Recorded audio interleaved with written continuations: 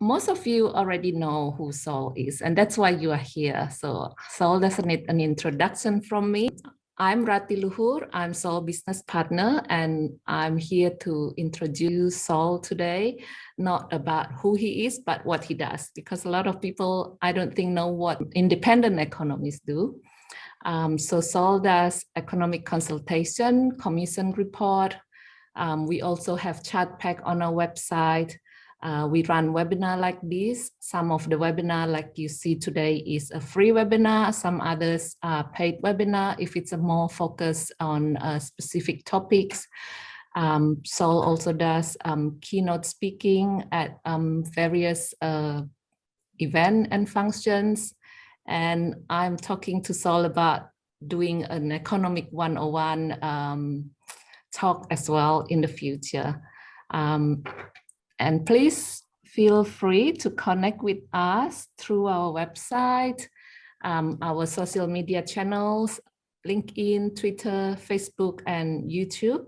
I will put in the chat later with all the details and link to all that. And now I hand it over to Saul. Saul? Thank you, Rati, for that introduction, and good evening, good afternoon, or good morning, as the case may be, to people who are joining us from around Australia and one or two in Asia, one, I think, from Georgia. Hello, UK, if you're there, and anyone who's gotten up sufficiently early in Europe to join us, thank you very much for being here. The topic of tonight's webinar is Australia's new protectionism, which, as I will explain, is the term I'm using to talk about the economic consequences of Australia's closed borders, which is part of the way the Australian government has responded to COVID-19. So hopefully you can all see the screen that I've now put up. Rati, that's right, people can see that. Yes, I would hope that they can. So let me press on by noting that Australia's recession induced by the onset of COVID-19 hasn't been as severe or as protracted as those experienced in most of the countries with which we normally compare ourselves. Indeed, along with New Zealand, Australia is the only advanced economy in which the level of economic activity as measured by real GDP is greater than it was in the March quarter or December quarter of the year before, that is before the recessions began. Our recession was shallower than all of the other 6 economies that I've shown in this chart. We initially experienced a more significant decline in employment than almost any other advanced economy with the exception of the United States. The US had a particularly severe slump in employment of almost 12% because it was one of very few advanced economies that didn't have a furlough or wage subsidy scheme like our JobKeeper. JobKeeper was actually slower to commence in Australia than the equivalent schemes in some other countries were. It didn't begin payments until mid-May, but once it did commence, it was highly effective in getting some people who'd lost their jobs back to work and preventing further employment losses, so that Australia, again, along with New Zealand, is just about the only advanced economy where there are now more people working than there were at the onset of COVID-19. And that's also reflected in our experience of unemployment. We initially had a sharp rise in unemployment, though it wasn't as bad as Treasury and the Reserve Bank had forecast. You might remember they initially thought the unemployment rate would get to well over 10%, even allowing that the official unemployment rate would disguise the true extent of joblessness because of the number of people who would simply not search for work and hence wouldn't be classified as unemployed in the official statistics. But in the event, the unemployment rate peaked at about 7.25%. And as you might recall, with the release of the May labour force data this time last week, Australia's unemployment rate is now back down to the 5.1% that it was at in February last year before all of this started. So across multiple dimensions, Australia's economy has performed pretty well. And there are, in simple terms, two reasons why that's so. The first is that Australia has done very well in keeping the virus at bay. The suppression strategies that the federal government and state and territory governments have pursued, and I'll say more about some dimensions of that in a moment, have been highly effective at keeping the virus out. That's partly because Australia's governments, federal and state and territory, have for the most part been guided in their responses by health professional advice, which our governments have listened to, in contrast to, for example, the United States or the United Kingdom. And secondly, because our people have, for the most part, done what they've been asked to do and not done what they've been asked not to do to a greater extent than in a number of other countries. And finally, I'd note that while our governments have followed health advice for the most part, and so have our people, it's also been much easier for a comparatively remote island, a long way from anywhere else, to do things that keep the virus out than it has been for countries that share land borders with their neighbours, as is the case with the US and Canada, with many Asian countries, and of course with the vast majority of countries within Europe. So Australia's suppression strategy has worked well up to this point. And the other factor that's been important is the magnitude of the support that governments have provided through their budgets to households and businesses to help them through the pandemic. As a proportion of GDP, that assistance has been greater than in any other advanced economies, except for the United States, New Zealand, and the UK. And harking back to what I've just said, because the health response in the US and the UK was until recently so appallingly handled, the fact that those governments were more generous in the fiscal policy support they provided didn't really help them achieve better economic outcomes than Australia has done.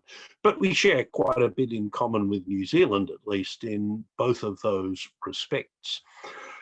However, there is now an alternative strategy in epidemiological terms to support economic activity. That is an alternative to the suppression strategy that Australia and New Zealand have pursued, and that is through vaccinations.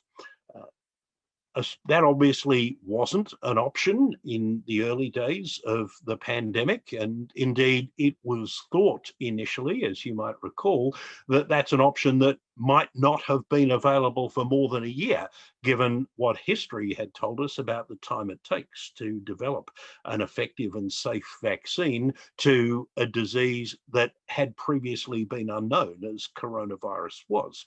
But in one of the miracles of modern medical science and technology, vaccines were developed and verified remarkably quickly by historical standards.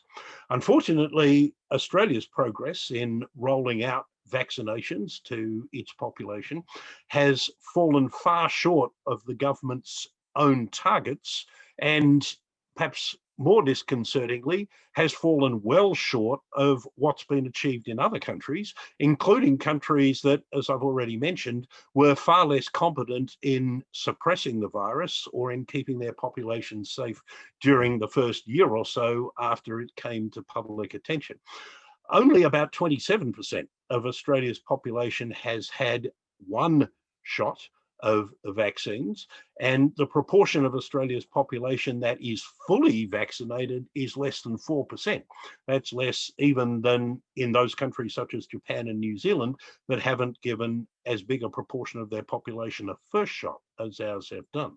And I think the significance of this is that those countries which are able to vaccinate upwards of 70% of their populations, a threshold to which Canada and the UK are now very close and the US is approaching, will have an alternative to Australia's strategy of, as I've characterised it, lock them down, lock them up, lock them in, or lock them out, as the case may be. And that means that they may be able to open up and return to more normal ways of operating, as Australia's been able to do over the last 12 months, but including having much less restricted travel across their borders than Australia seems willing to contemplate. It's notable, I think, that according to international surveys conducted by the Imperial College in London, vaccine hesitancy in Australia is greater than in 12 advanced economies that are shown on the left-hand chart here.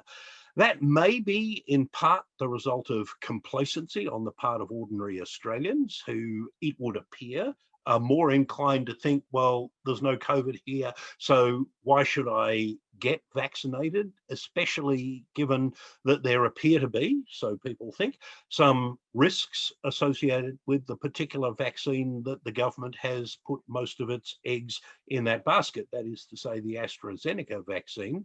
It's possible that we also have more anti-vax sentiment in this country, fanned by the likes of Craig Kelly, the former Liberal member for Hughes, now an independent, and various other people on social and traditional media who propagate anti-vax theories and for whom COVID has been something of a new opportunity to propagate those ideas.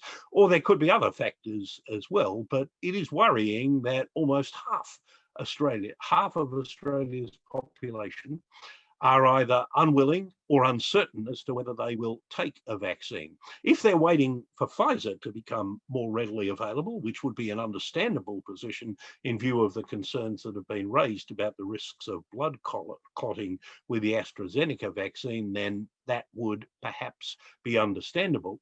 But it is notable that the proportion of Australians who are unwilling to take a vaccine, as distinct from uncertain about whether they will, is high by international standards. The chart on the right, which comes from an ABS survey or a series of ABS surveys, suggests that vaccine hesitancy has been greatest in the smaller states and territories, although that is fortunately declining, at least according to the ABS's survey. It's also perhaps worth noting that the scare which Victoria had in the past 3 weeks, the fourth lockdown it's experienced in the past 14 months, appears to have prompted a greater take-up of vaccinations by Victorians than had been the case previously. And as one of my earlier charts showed, there's now a higher percentage of Victorians that have been vaccinated than is the case for New South Wales, which wasn't true a month ago.